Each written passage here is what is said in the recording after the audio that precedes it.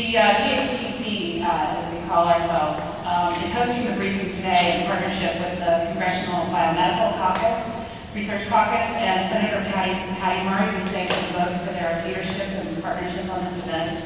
And we're here to highlight the need for and the role of new tools to combat diseases that impact the lives of millions around the world, including HIV, AIDS, neglected tropical diseases, malaria, diarrheal diseases, pneumonia, and tuberculosis, as well as others.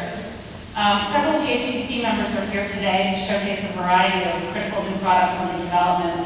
You see them around the room, and if you haven't had a chance already to look at some of the materials and talk to some of the people, please take some time. We've got this room for a little bit after the speakers end, and it's really some interesting work that's going on. As many of you know, the U.S. has been a leader in funding and conducting research to develop new tools to improve health of people worldwide. Multiple U.S. agencies, including NIH, CDC, USAID, FDA, and the Department of Defense, each play unique roles and make critical contributions to advancing global health research.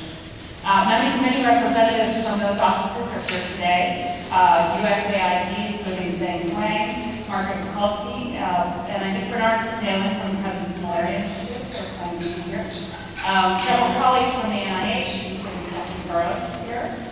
Several colleagues from the Department of Defense, including Colonel Ken Casper and Marianne Beatty from the Walter Reed Army Institute of Research, and Colonel Julia Lynch from NIDRA.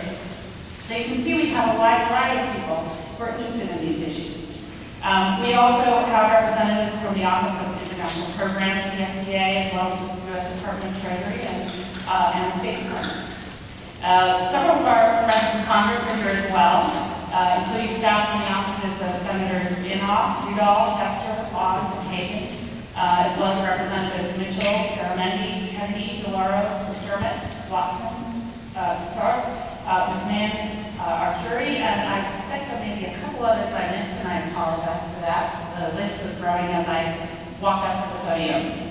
And we also have private foundations here. We have one of our speakers, Maria, from the Lasker Foundation, as well as Deb Derrick from the Bill and Melinda Gates Foundation.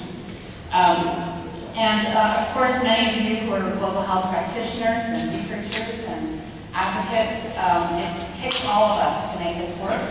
And we're just very grateful to have you here with us today. Today, in addition to being here with these speakers and seeing these, what they have to share with us, we are launching our first annual policy report, which includes recommendations to Congress and the administration about how to maximize the U.S. role as a leader in research and development. The report includes a variety of policy recommendations in several areas, including public financing and coordination across U.S. agencies involved in global health research, some of those agencies I listed earlier, regulatory pathways to ensure that safe health products reach populations in need, and that's regulation both here and in other countries, incentives to spur public sector involvement in global health research, and innovative finance mechanisms to identify new ways of raising and allocating funds. You can find more information in the report. I hope you all have a copy. And I would just like to thank Kimberly in the back of the room there, who took quite a leadership role in creating that report.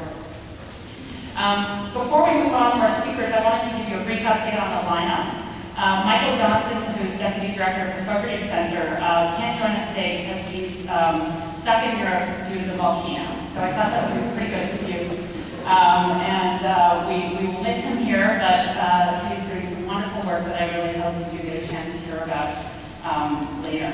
And without further ado, I'd like to introduce our team of speakers.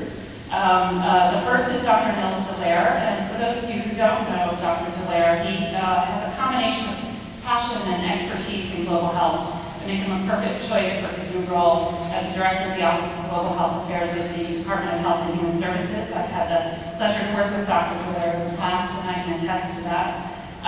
Dr. Dallaire joined HHS last month as Director in this role, and prior to his appointment at HHS, he served for over a decade as President and CEO of the Global Health Council.